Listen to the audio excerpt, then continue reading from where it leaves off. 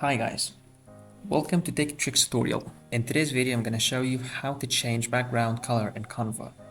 So just please follow my steps until the end and let's begin the tutorial. At the beginning we're going to need to open the browser. In my case here I'm going to use Google Chrome, which is my favorite one. And then I'm going to go to Google search engine, and from here I'm going to search for Canva.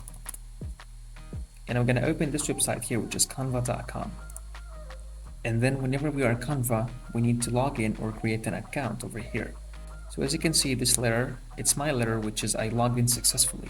And then this could be work with any design, but in my case, I'm going to create a new design from the scratch.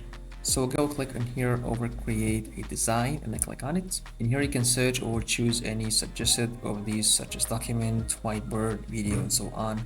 So in my case here, I'm going to choose poster, which is portrait. I'm going to click on it over here, and I will be directed to a new page. And then here we have this background, and here we have such templates. So this is the background. If I need to change the background color, I'm going to click on it over here, and then up to the left, as you can see here, we got the background colors. So we click on it. Here we have suggested colors such as like blue, red, green, yellow, and so on.